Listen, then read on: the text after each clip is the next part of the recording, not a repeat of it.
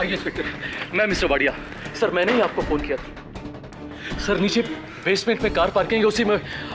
Sir it's horrible. Sir मैं आपको ये कौन? सर ये मोहित मिस्त्री, उसका हस्बैंड। सर वो मेरी। अभी नहीं, बाद में। हटो।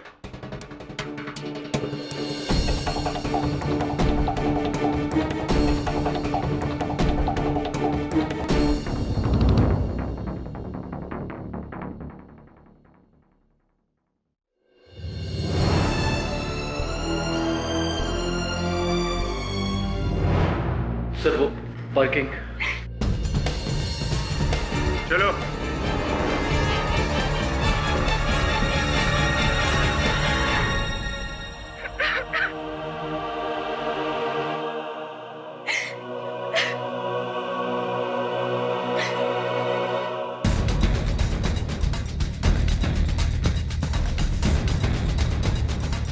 ये देखिए सर।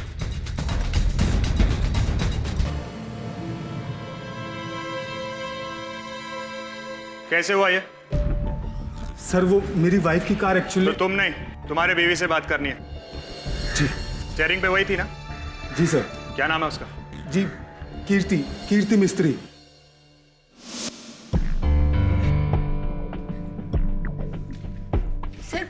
सर मैं 1 घंटे पहले ही अपने 9th फ्लोर के फ्लैट से नीचे आई थी लिफ्ट से। बेसमेंट में गई थी गाड़ी निकालने के लिए। मैं अपनी माँ के यहाँ जा रही थी। आकर बताती हूँ ना, और तुम टेंशन मत लो। तुमने कहा था सूटकेस लेकर आऊं, तो मैं लेकर आ रही हूँ बाबा, और बड़ा वाला लिया है। छोटे में तो तुम्हारा सामान आएगा नहीं। हाँ मुझे पता है तुम पहली बार यूएसए जा रही हो माँ। ओहो क्या कूली माँ, एयरपोर्ट पे ट्रॉली मिलती है। कैसी कैसी पार्किंग करते हैं लोग। माँ सुनो, और हाँ वहाँ पर कोई होम्योपैथिक डॉक्टर नहीं मिलता है, तो पापा से कहना कि अपनी सारी दवाइयाँ बिल्कुल ध्यान से रख ले। हाँ हाँ वहाँ यूएसए में कोई भी तुम्हें होम्योपैथिक डॉक्टर मिलने वाला नहीं है। अरे हाँ अब तुम फोन रखोगी तो मैं आऊंगी ना। हाँ हाँ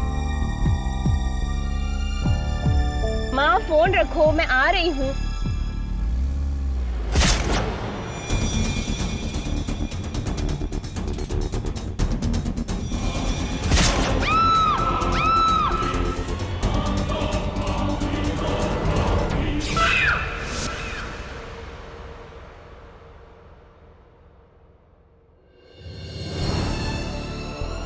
सर मैं सच में नहीं जानती कि रिंकू मेरी गाड़ी के पीछे कब कहाँ से आ गई।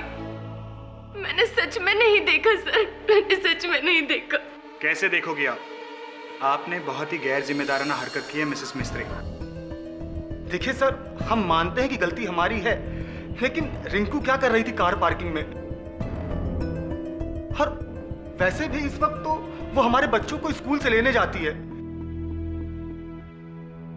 और इस वक्त तो पूरा कार पार्किंग खाली रहता है। ये रिंकू क्या करती थी? सर वो हमारे घर में मेड है। वो ऐसे, जो कुछ भी हुआ है आप ही की वजह से हुआ है। तहकीकात तो होगी। आप पुलिस स्टेशन चलिए।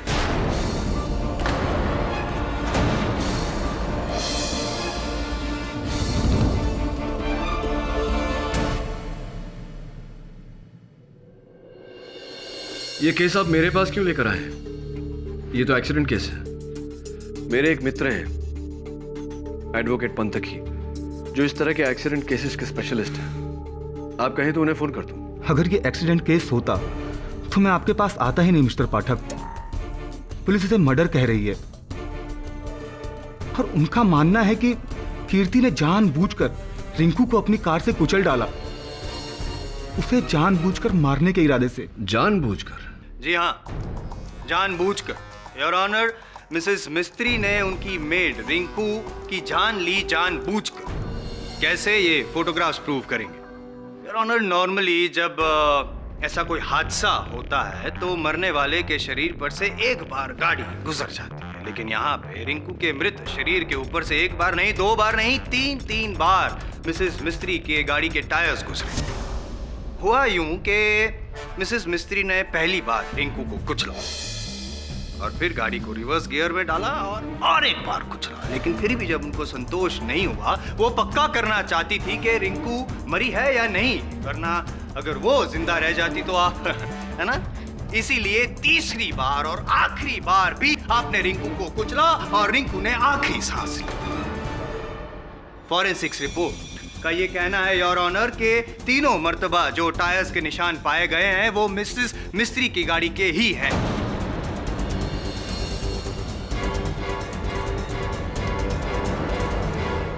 तीन बार कुचलना, इस घिनौने अपराध को मैं हादसा नहीं कहूंगा your honour, it is a cold blooded intentional murder. But why? क्यों जायसवाल साहब? मुझे पूरा विश्वास है कि आप अदालत को यह भी बताएंगे कि इस हत्या के पीछे उद्देश्य क्या था। क्यों भला कीर्ति जी ने अपने ही घर के मुलाजिम रिंकू जी की हत्या की, जबकि इन दोनों के बीच में कोई बैर, कोई दुश्मनी नहीं थी, राइट? जी हाँ सर, रिंकू मेरे घर में काम कर बहुत खुश थी। वो पिछले 6 सालों से मेरे यहाँ काम कर रही थी, बल्कि वो हमारे परिवार का एक हिस्सा थी, हिस्से की तरह थी, हमारे परिवार जैसी थी। फैमिली के हिस्से की तरह थी और शायद फैमिली का हिस्सा बनना भी चाहती थी। चाहोगे यार? बताऊंगा धीरे धीरे सब बताऊंगा, लेकिन पहले दिखाऊंगा फुटेज। योर ऑनर, इनकी बिल्डिंग की लिफ्ट में जो सीसीटीवी कैमरा लगे हुए हैं उनका एक फुटेज मैं यहाँ पे दिखाना चाहूंगा, जहाँ पे रिंकू इनके बच्चों को स्कूल से पिकअप करने के लिए ठीक दोपहर को 1:15 बजे आखिरी बार नीचे उतरी और फिर ऊपर। आइए देखते हैं पाठक साहब फुटेज।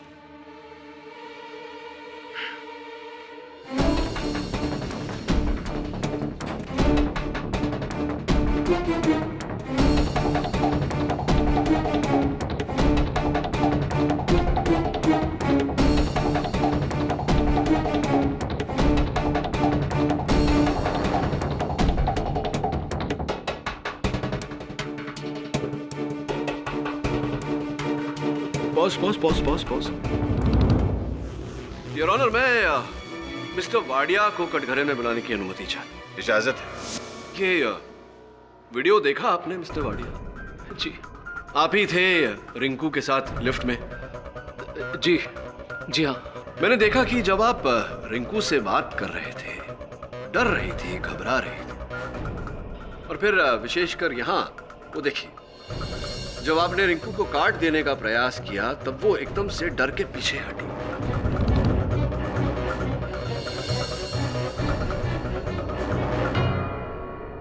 क्यों? क्या चल रहा था वहां? क्या हुआ था? जी दरअसल वो मुझे पता लगा था कि रिंकू अंग्रेजी सीखना चाहती है, तो मेरे एक फ्रेंड का इंग्लिश कोचिंग इंस्टीट्यूट है, तो सर मैं उस गरीब लड़की को उनका विजिटिंग कार्ड देकर उसकी मदद कर रहा था सर। So sweet. उपकार कर रहे थे एक गरीब पर आप? श्योर? कुछ और नहीं था? Of course. और सर और क्या बात हो सकती है? वैसे भी गाड़ी मेरी नहीं थी सर, गाड़ी इनकी थी। Correct mister Wadia, correct. और वैसे भी केस आपके खिलाफ नहीं है, क्यों मिस्टर पाठक? इनके खिलाफ है, और इनके खिलाफ मेरे पास और भी कई सबूत हैं। जैसे कि इन दोनों के लिफ्ट में से बाहर निकलने के बाद ठीक 20 मिनट बाद आप 20 मिनट बाद आप भी लिफ्ट से नीचे उतरती हैं, बेसमेंट में जाती हैं अपनी कार की, और फुटेज देखना चाहेंगे? पाठक साहब, control before it gets out of control.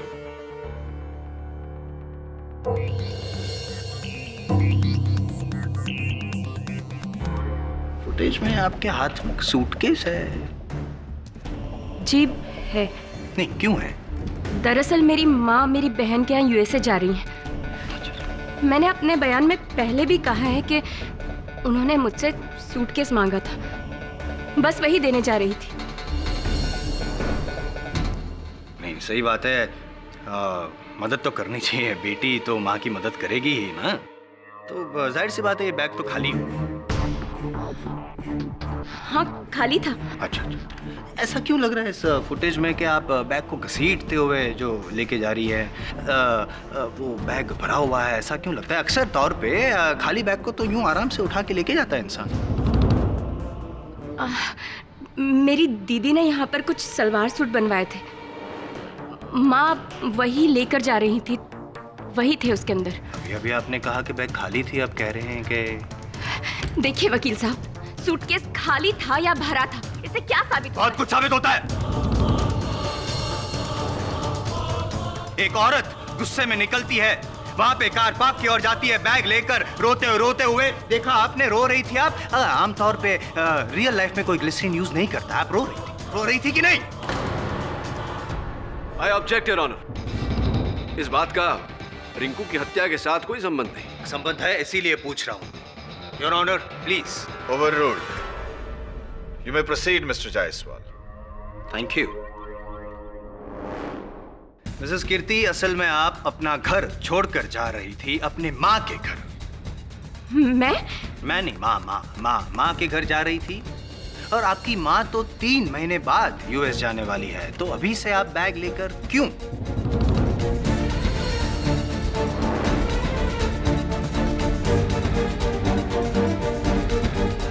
Sorry, don't mind, but I am getting a bit personal. बताइए ना क्या हुआ था कीर्ति जी?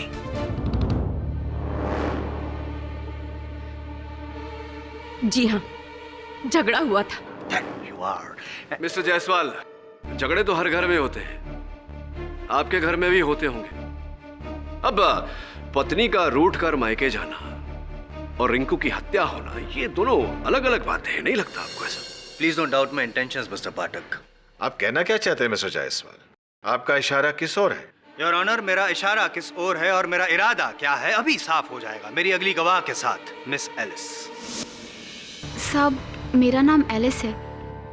मैं उसी बिल्डिंग में मिस्टर और मिसेस जागीरदार के घर पर काम करती हूँ। रिंकू मेरी बहुत अच्छी दोस्त थी। रोज शाम को बच्चों को लेके हम गार्डन में मिला करते थे, काफ़ी गपशप किया करते थे। लेकिन उसकी मौत के 2 दिन पहले रिंकू ने मुझसे बहुत अजीब बात की थी।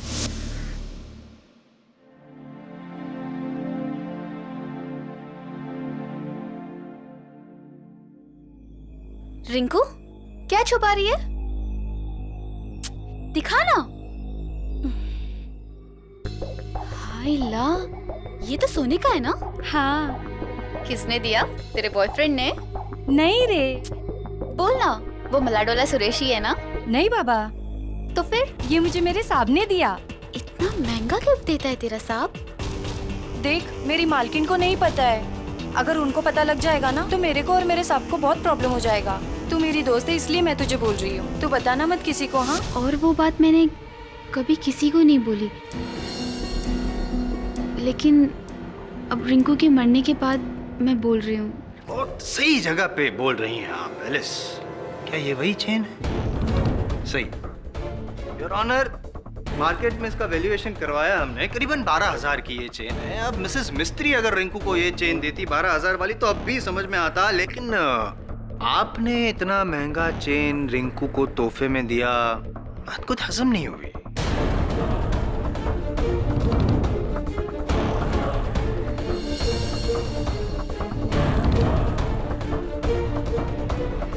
क्या इस बात पे रोशनी डाल सकते हैं मिस्टर मिस्त्री, मोहित मिस्त्री? आपकी मेड रिंकू की उंगलियों के नाखून में से कुछ मिला है।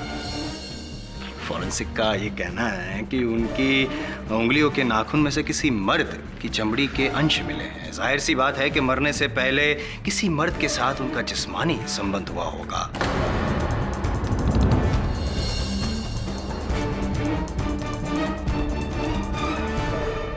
इसीलिए वो जो चमड़ी के अंश मिले हैं रिंकू की नाखून में से, राइट? क्या पता चला कि वो डीएनए किसका है? नहीं और ऑनर, इसकी जांच हो रही है, लेकिन मुझे यकीन है कि वो जो सैंपल्स है मिस्टर मिस्त्री के साथ जरूर मैच होंगे। देखिए, मैं मानता हूँ कि वो चैन मैंने रिंकू को दी थी, लेकिन इसके पीछे मेरा कोई गलत इरादा नहीं था। और प्लीज आप लोग इस बात को किसी गलत तरीके से ना लें। और वैसे भी किसी को तोहफा देना कोई कानूनी जुर्म तो है नहीं। क्रिमिनल ऑफेंस नहीं है लेकिन मॉरल ऑफेंस तो है। अगर आपने आपकी पत्नी को ना बताया हो तो बताया था आपने कि ये चेन दिया है? जी हाँ, बताई थी। कीर्ति से पूछ लीजिए।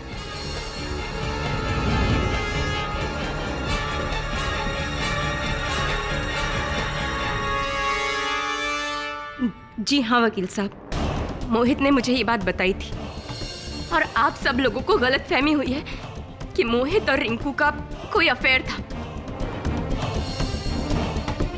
इनफैक्ट ये चेन तो मैंने ही रिंकू के लिए सिलेक्ट की थी। हाँ। अच्छा, करेक्ट। दोनों को पता था, आपको भी पता था, तो एलिस ने क्यों अभी कहा कि ये बात आपको ना बताए वरना गजब हो जाएगा? मैं क्या जानूं ये बात? लेकिन मैं जानता हूँ। क्या आप जानती थी कि आपके पति मोहित का अफेयर था आपकी चहेती मेड रिंकू के साथ? आप नाराज थी इस बात से, आप अपने पति के साथ लड़ी झगड़ी, लेकिन जब वो नहीं माना तो आप अपना सामान लेकर निकल पड़ी घर की ओर जाने के लिए अपनी गाड़ी से, और जाते जाते उस रिंकू को भी कुचल गई अपनी गाड़ी से।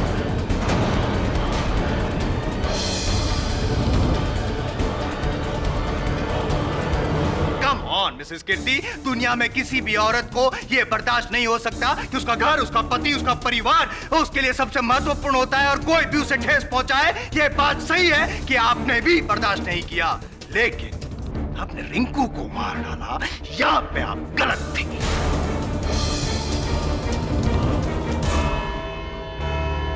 यह अदालत अगली सुनवाई तक के लिए मुलतवी की जाती है। क्या लगता है सर, मोहित का अफेयर उसकी मेड रिंकू के साथ था? पता नहीं वरुण, लेकिन रिंकू को लेकर कोई तो बात है जो मिस्टर और मिसेस मिस्त्री हमसे छिपा रहे। पुलिस और प्रोसिक्यूशन को पता चले उससे पहले हमें पता लगाना होगा। पर कैसे सर? जन्मदिन पर तोहफे के रूप में 12,000 की चेन, ये तोहफा है या कुछ और? लगता है मोहित मिस्त्री की जेब टटोलनी पड़ेगी।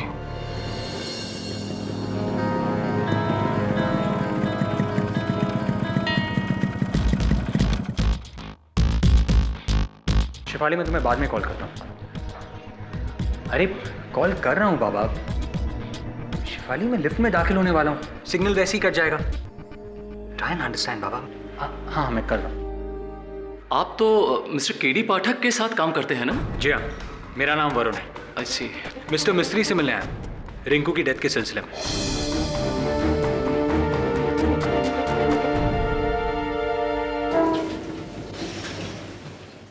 Good morning. Nice dress. अब फोन कॉल।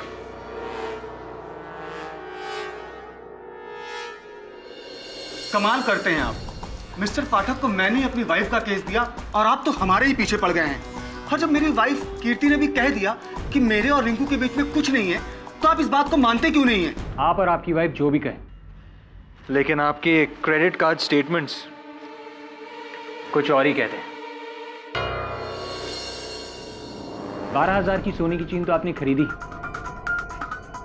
उसके साथ ही हर महीने 5 दिन आप यहाँ से 2 किलोमीटर दूर होटल डेल स्टार में एक कमरा बुक करते थे मिस्टर और मिसेस सेठी के नाम पर। ये मिसेस सेठी रिंकू ही थी ना?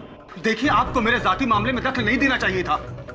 मिस्टर मिस्त्री, अगर आप अपनी वाइफ को छुड़ाना चाहते हैं तो इन जाती बातों को बाहर आना ही होगा। देखिए, केडी से ये सबूत अदालत में भी रख सकते थे, लेकिन उन्होंने मुझे पहले आपके पास भेजा, ये जानने के लिए कि सच क्या है।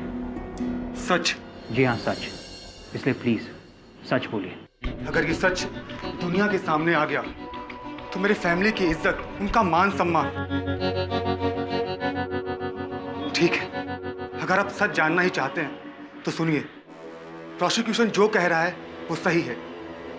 कीर्ति मेरे अफेयर के बारे में जान गई थी। रिंकू और आपका? नहीं, रिंकू नहीं। मेरा अफेयर तो मेरी पुरानी गर्लफ्रेंड निशा के साथ में था। और ये क्रेडिट कार्ड के बिल्स, होटल की डिटेल्स जो आप मुझे दिखा रहे हैं, ये सब उसी के साथ होने का नतीजा है। तो फिर रिंकू? रिंकू मेरे अफेयर के बारे में जानती थी, या यूँ कह लीजिए कि वो मेरी हमराज थी।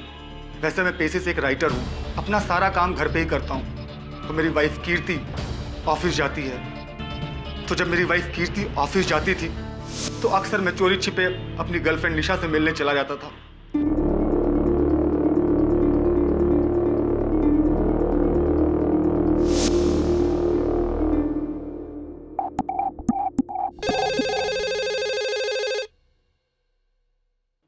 जी दीदी, साहब तो घर पे ही है, कुछ काम कर रहे हैं, बोला है डिस्टर्ब नहीं करने को। बच्चे होमवर्क कर रहे हैं। ओके। तो वो सोने की चेन उसके हमराज होने की कीमत थी। एग्जैक्टली। रिंकू मेरे अफेयर के बारे में जानती थी और वो कीर्ति को कभी कुछ ना बताए, इसलिए मैंने उसको वो दी थी। लेकिन एक दिन कीर्ति ऑफिस से जल्दी आ गई और उससे हकीकत का पता चल गया।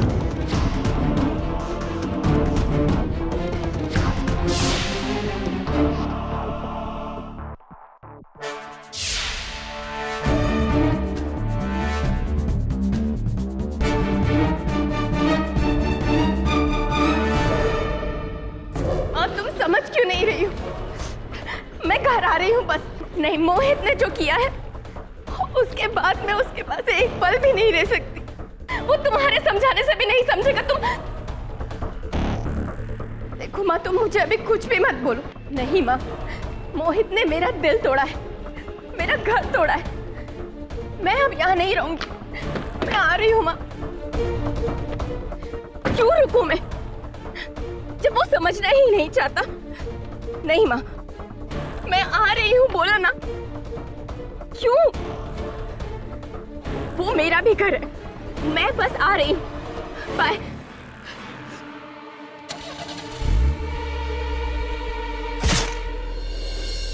मिस्टर मिस्त्री, आप 100% श्योर हैं आपकी पत्नी ने रिंकू को नहीं मारा? 100%। मैं जानता हूँ कि कीर्ति रिंकू से खफा थी क्योंकि उसने मेरे झूठ में साथ दिया था। लेकिन कीर्ति जानती थी कि हमारा घर रिंकू की वजह से नहीं बल्कि मेरी गलती से टूटा है, इसलिए उसके पास उसको मारने की कोई वजह ही नहीं थी। पर मिस्टर मिस्त्री, जब आपकी वाइफ ने गाड़ी रिवर्स की तब उन्होंने रिंकू के चीखने की आवाज सुनी। इसका मतलब यह है कि रिंकू उस वक्त जिंदा थी और फिर रिंकू के शरीर पर एक नहीं 3 बार वही गाड़ी का चढ़ना, जबकि पार्किंग लॉट में और कोई नहीं सिवाय आपकी पत्नी के और रिंकू के। इसीलिए मिस्टर मिस्त्री, मैं आपसे दोबारा पूछता हूं, क्या आप 100% श्योर हैं कि आपकी पत्नी बेकसूर है? अगर कहीं ऐसा कुछ हुआ तो मैं क्या करूंगा? ओह माय गॉड, ये क्या हो गया? मेरे किए की सजा मेरी कीर्ति को मिल रही है।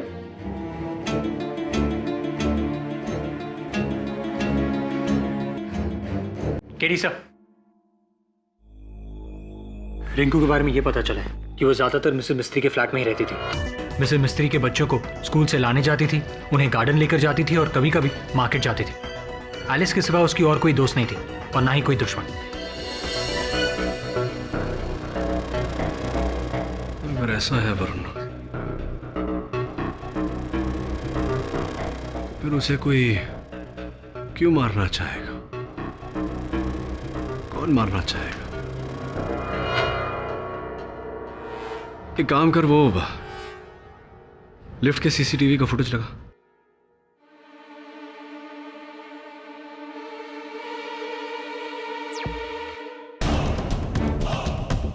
सर, मुझे इस वाडिया पर शक है।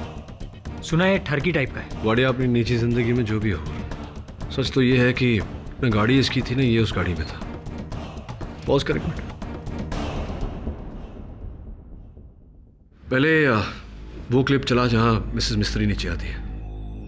रेडी? प्ले।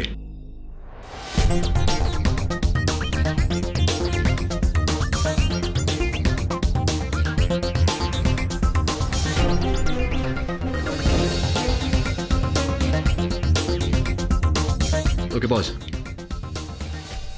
1 minute 10 second. अब वो जिसमें वाडिया और रिंकू है। रेडी?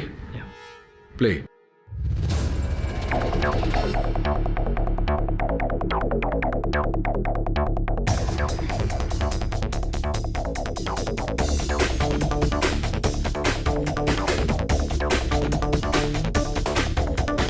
पॉज। 1 minute 22 second. तो गड़बड़ है वरुण। जब मिसेस मिस्त्री 9 माले से नीचे आई बेसमेंट तक, यानी कि 9 माला और 1 माला बेसमेंट का 10 माले, यानी कि 10 माले का सफर तय करने में उन्हें पूरा 1 मिनट लगा। पर माला 6 सेकंड, 6 सेकंड्स पर फ्लोर। लेकिन जब रिंकू नीचे उतरी उस समय भी लिफ्ट 10 सेकंड के लिए ही रुका था। तो फिर रिंकू को यह सफर तय करने में 1 मिनट 22 सेकंड क्यों लगे? सर ये कैसे मुमकिन है? लिफ्ट्स की तो एक ही स्पीड होती है। लिफ्ट की तो एक ही स्पीड है, 6 सेकंड्स पर floor, 12 minute, 2 extra floors, 9 + 2 11th floor. 11th floor. पर रिंकू 11th फ्लोर पे क्या कर रही थी? तूने कहा था ना बिल्डिंग में उसकी इकलौती दोस्त एलिस है। पता लगा एलिस तुझे 11वें माले पर ही मिलेगी। सर ये ओके बोर्ड है। गाड़ी धोने के बाद सारी चाबियां लाके हम यहाँ पे जमा करते हैं। उस दिन मिसेस मिस्त्री को मैं यहाँ से निकल के चाबी दिया था। उससे पहले चाबी किसी और के हाथ तो नहीं लगी थी ना? नहीं साहब, सिवाय तुम्हारे। मुझे मिस्टर मिस्त्री की गाड़ी देखनी है जो बेसमेंट पार्किंग में है। चलो।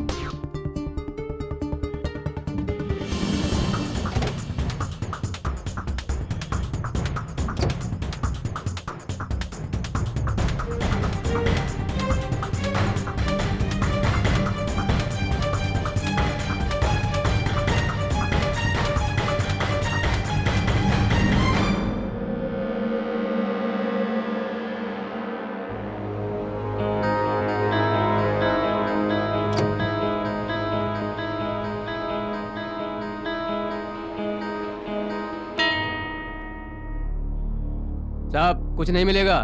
पुलिस 2 बार चेक करके जा चुकी है। मिसेज मिस्त्री के निशान के सिवाय कुछ नहीं मिलेगा। हाँ फिर तो तुम्हारा निशान भी नहीं मिलेगा।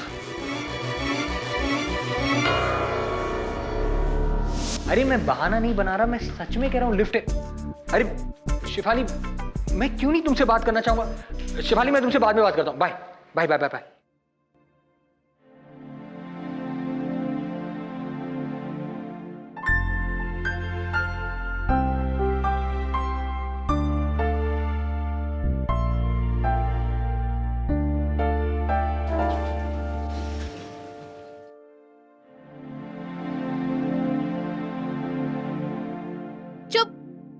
दोनों चुप हो जाओ। अगर मस्ती करोगे तो आइसक्रीम नहीं मिलेगी। तुम एलिस हो ना, रिंकू की दोस्त? जी। आप मिस्टर मिस्त्री के घर आए ना उनसे मिलने? नहीं, मुझे 11th फ्लोर पे जाना है। वहाँ कौन रहता है? वहाँ तो मेरा घर है, मेरी मेम साहब का। और 3 फ्लैट्स हैं मगर 2 खाली हैं। तीसरे फ्लैट में कौन रहता है? मिस्टर वाडिया। आप तो मिले होंगे ना, बिल्डिंग के सेक्रेटरी। ओ हाँ। क्यों, क्या हुआ सर? नहीं कुछ नहीं, thank you.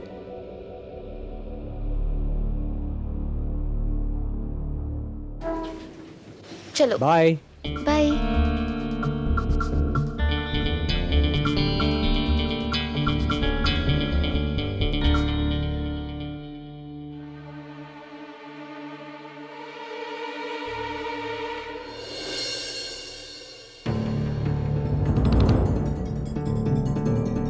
Yes mister Wadia, मुझे आपसे रिंकू के बारे में कुछ पूछना था। मुझे जो कुछ कहना था मैं कोर्ट में कह चुका हूँ। देखिए मुझे कुछ और पूछना। जल्दी आओ ना। हे, मैं अभी बिजी हूँ। Good bye. अरे सुन,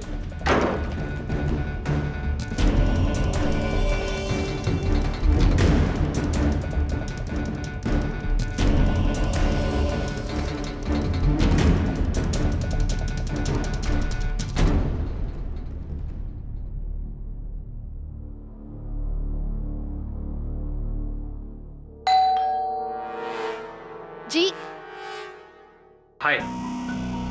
कौन है एलिस? वो केडी पाठक जी के साथ काम करते हैं ना, आइए ना। तो मिस्टर वाडिया के बारे में जानना चाहते हैं आप? जी। बिल्डिंग के सेक्रेटरी हैं, अकेले रहते हैं, पर ना जाने उनके घर कौन कौन सी औरतें आती हैं। तभी तो कोई भी लड़की उनके घर पे काम करने को रेडी नहीं होती है। बदतमीज है बुढ़ा, कभी एक को छेड़ता है तो कभी दूसरे को। नॉनसेंस है, डर्टी मैन। अरे रिंकू के पीछे तो हाथ धो के पड़ा हुआ था। वो तो हमेशा किसी न किसी कोशिश से वो चाहता था कि वो उसके घर पे आ जाए। उस दिन मौत से पहले रिंकू इसी फ्लोर पर आई थी, क्या आपने उसे देखा था? मैं तो बाजार गई थी और एलिस बच्चों को लेके गार्डन में, लेकिन मेरे पति घर पे थे। नरेन ये पूछ रहे थे कि तुमने उस दिन रिंकू को फ्लोर पे देखा था? नहीं, मैंने नहीं देखा। आप एक काम कीजिए ना, जाकर उस वाडिया से पूछिए, अक्सर बुलाता रहता है वो उसको।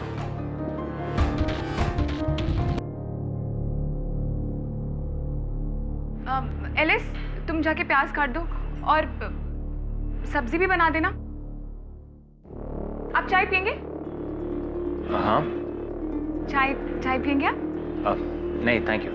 मैं खाना बनाने के अलावा सब कुछ कर लेती हूँ। अब प्लीज मुझे बताएंगे कि इस केस के सिलसिले में आपने मुझे यहाँ क्यों बुलाया और मैंने किया क्या है? ऑफ कोर्स बताएंगे ना आपको मिस्टर नरेन जागीरदार, क्योंकि उससे पहले ये बताइए कि अपने कथन में आपने कहा था कि आपने उस दिन रिंकू को अपनी बिल्डिंग के 11वें माले पर नहीं देखा। जी नहीं देखा। और रिंकू के साथ आपका कोई लेना देना नहीं था। What nonsense! Of course not! भड़किए मत।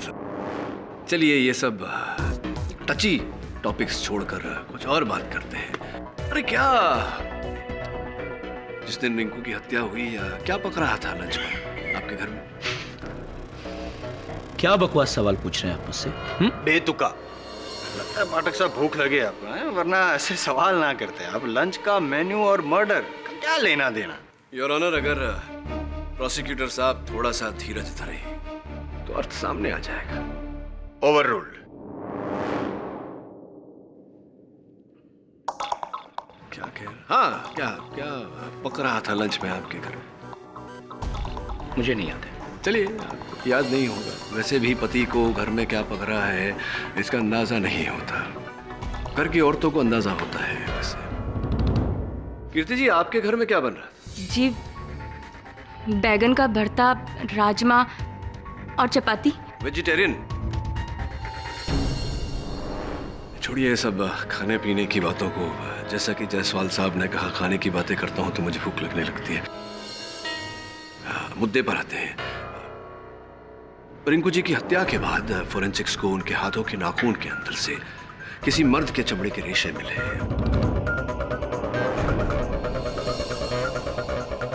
स्पष्ट है कि हमने उन रेशों का डीएनए टेस्ट करवाया तो पता चला कि वो रेशे ना तो मिस्टर वाडिया से मैच हो पाए, ना ही मिस्टर मिस्त्री से। मैं आपसे पूछना चाहूंगा मिस्टर जागीरदार, क्या लगता है आपके अनुमान से किसके साथ मैच हुए होंगे वो रेशे?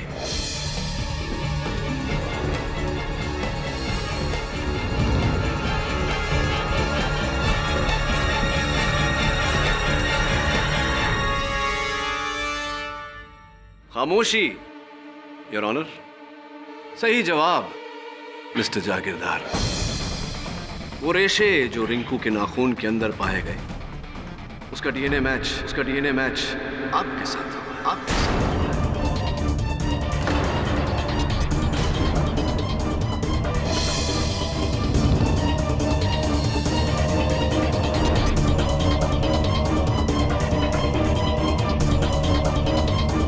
बोलिए, कुछ कहना चाहते हैं इस बारे में आप? कैसे पहुंचे आपके रेशे रिंकू के नाखून के अंदर? मेरे और रिंकू के बीच में नाजायज थे।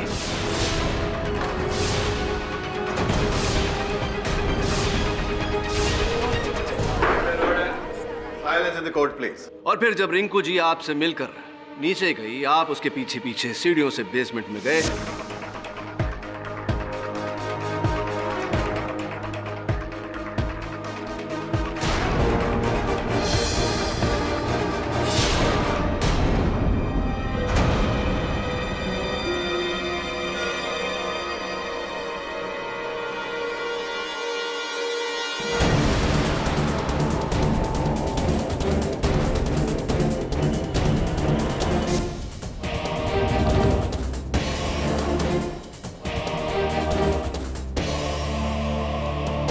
और फिर आपने कीर्ति जी की गाड़ी में से अपने सारे निशान मिटाए। रिंकू की लाश को आपने इनकी गाड़ी के नीचे रखा ताकि ये अनजाने में गाड़ी उस लाश के ऊपर से चला दे। सबको ऐसा लगे कि इन्होंने इनकी गाड़ी से 3 बार रिंकू को कुचला है। वाह वाह वाह वाह, क्या बात है पाठक साहब, अमेजिंग स्टोरी, अमेजिंग। लेकिन लॉजिक का थोड़ा प्रॉब्लम है। नहीं, ये इनकी गाड़ी की चाबी इनके पास कहां से आई? अब बचकाने प्रश्न पूछते हैं आप जायसवाल साहब। कीर्ति जी की गाड़ी की चाबी सिक्योरिटी कैबिन में टंगी हुई रहती थी। मिस्टर जागीरदार ने चाबी की डुप्लीकेट निकलवाई इसी मौके की ताक में। जज साहब, मैं मानता हूं कि मेरे नाजायज संबंध थे रिंकू के साथ, लेकिन इसका मतलब ये नहीं है कि मैंने उसका खून किया। और जब वो मेरे घर से निकली तो वो एकदम ठीक थी, और मैं उसके पीछे पीछे पार्किंग एरिया में भी नहीं गया था। मैं अपने घर पर ही था। करेक्ट करेक्ट पाठक साहब। जी जी, यू आर नॉट करेक्ट। नहीं, क्या थियरी जरा समझाइए ना। अगर मिसेस कीर्ति के नीचे उतरने से पहले मिस्टर जागीरदार ऑलरेडी बेसमेंट में गए थे और उसने रिंकू को कुचल दिया था, इसका मतलब ये हुआ कि जब मिसेस कीर्ति ने गाड़ी रिंकू के ऊपर चढ़ाई थी वो मर चुकी थी। तो मर चुकी थी तो वो चीख कहां से आई?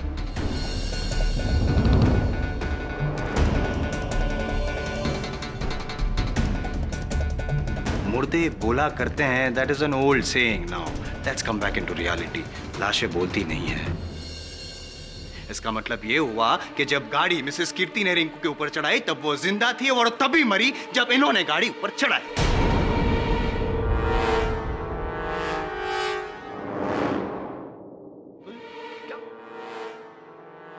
Actually simple. ये जायसवाल साहब, आप आजकल बहुत ही अक्लमंद बुद्धिमानी की बातें करने लगे हैं। कहीं संगत का असर तो नहीं हो रहा? वो जो चीख कीर्ति जी ने सुनी थी वो रिंकू की नहीं थी, क्योंकि रिंकू मर चुकी थी।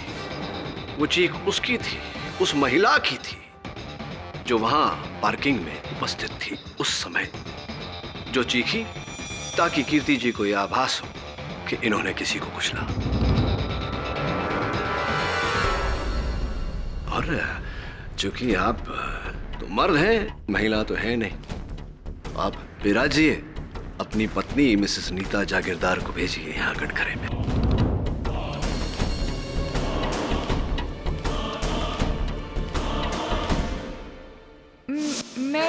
मैं तो बाजार गई थी और उस वक्त मैं बिल्डिंग में नहीं थी, और वैसे भी मैं रिंकू को क्यों मारूंगी? क्योंकि आपके पति का वो नाजायज संबंध था रिंकू के साथ। लेकिन ये बात मुझे अब पता चली। नरेन, मुझे तुमसे ये उम्मीद नहीं थी। अब पता चला एलिस मुझे क्यों बोलती थी कि आप घर पर ही रहा करो ताकि मैं तुम्हारी करतूतों पर नजर रख सकूं। I hate you, Naren. I hate you। मुझे तुमसे ये उम्मीद नहीं थी। देखिए मैडम, ये घरेलू झगड़े घर में ही हो तो अच्छा है। एक बात बताइए, क्या लगता है आपको, एलिस को ये बात पता होगा? एलिस के पास ये जानकारी रही होगी कि आपके पति का रिंकू के साथ संबंध था? हो सकता है, शायद पता हो। राइट। क्या पका था आपके घर में उस दिन? जी, रावस मछली बनाई थी। मछली सही। और जहां तक मेरी जानकारी है, आप खाना पकाने में ज्यादा दिलचस्पी नहीं है। इनफैक्ट आपको खाना पकाना आता ही नहीं। जी हाँ, एलिस ने ही बनाई थी। राइट, और वो मछली धोना, काटना, ये सब काम भी। ये क्या हो रहा है? ये अदालत है या कुकरी शो? योर ऑनर, ये कुकरी शो नहीं, क्रुकरी शो है वो, और ये मैं कुछ ही क्षणों में साबित भी कर दूंगा। मैं एलिस जी को कटघरे में बुलाने की अनुमति चाहता हूँ योर ऑनर। इजाजत है। एलिस जी, क्या आप मिस्टर जागीरदार और नहीं, मुझे पता नहीं था, पर हाँ शक जरूर था कि मेरे साहब का किसी के साथ चक्कर है। पर रिंकू, ये मैंने एक सपने में भी नहीं सोचा था। मैंने भी सपने में नहीं सोचा था एलिस जी कि आप इतनी हाजिर जवाब होंगी कि मेरे प्रश्न पूछने से पहले ही उत्तर दे देंगे। चलिए, आपकी बात मान लेते हैं। क्या बनाया था आपने उस दिन? रावस मछली आप ही ने बनाया? जी। धोया भी आप ही ने था, काटा भी आप ही ने था उस मछली? जी। एलिस जी, क्षमा चाहता हूँ इस निवेदन के लिए। क्या मैं आपके हाथ सूंघ सकता हूँ? जी? चूमना नहीं, सिर्फ सूंघना है। जी।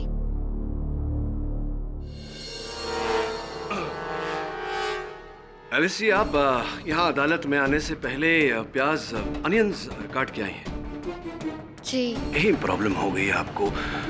आप खाना बनाने के बाद अपने हाथ ठीक से धोती नहीं है। जो आपने पकाया है उसकी बू आपके हाथों में रह जाती है। ऐसा ही हुआ उस दिन भी। रिंकू को मारने के बाद आपने कीर्ति जी की गाड़ी में से हर निशान मिटा दिया, किंतु आपके हाथों में जो रावस मछली की बू थी वो इनके स्टीयरिंग पे रह गई, और अब भी इनके स्टीयरिंग पे रावस मछली की बू आ रही है।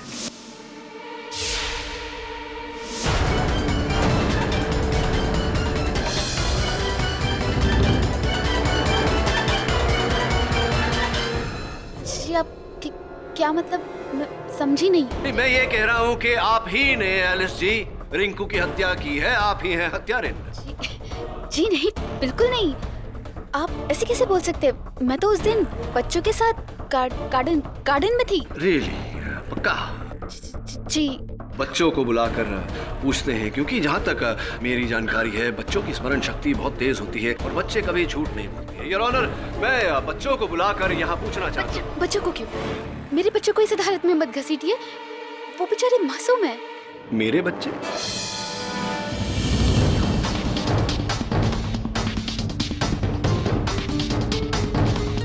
मेरा घर, अपना घर, अपना परिवार। पहले से ही आप अपने आप को जागीरदार परिवार का हिस्सा मानती आई है, और अपने इस परिवार की प्रतिष्ठा बनाए रखने के लिए जिसे रिंकू के कारण ठेस पहुंची थी, आपने पहले रिंकू को समझाने की कोशिश की, लेकिन वो नहीं मानी। तब आपने ये प्लान बनाया। आप बच्चों को लेकर गई गार्डन में, किसी के सहारे छोड़ा। जो डुप्लीकेट चाबी आपने कीर्ति जी की गाड़ी की बनवाई थी उसे लेकर गई। आप पार्किंग में रिंकू के आने का इंतजार किया, और रिंकू के नीचे आते ही आपने उसे गाड़ी के नीचे कुचल दिया। आप मना कर सकती हैं मेरी बात को, लेकिन इसका अर्थ ये होगा कि अगर ये कांड आपने नहीं किया तो ये कांड आपकी मेम साहब नीता जाए। नहीं, नीता मैडम बेकसूर है। मैं नहीं मारा रिंकू, नहीं मारा।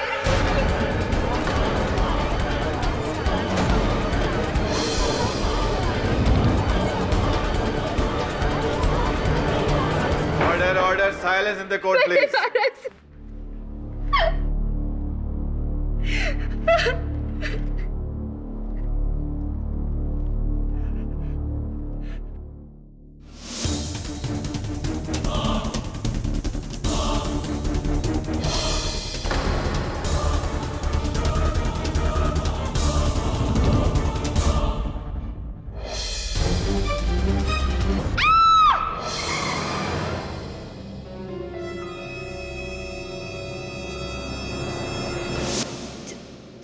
जसवाल साहब ने कहा था कि औरत के लिए सब कुछ उसका घर परिवार होता है, और नीता मैडम मेरा घर है, मेरा परिवार है।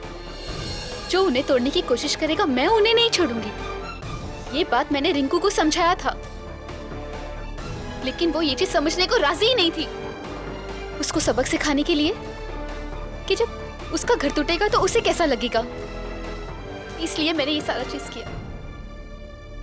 और इसीलिए आपने मिस्टर और मिसेस मिस्त्री को शिकार बनाया। कसूर मेरा नहीं था, कसूर रिंकू का था। अगर वो मेरे परिवार को नुकसान नहीं पहुंचाती तो मैं ये शायद कभी नहीं करती।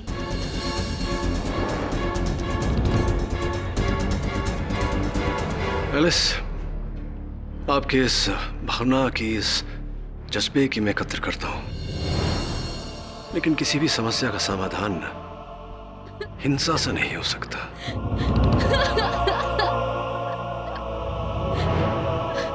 एलिस, मैं केस योर ऑनर।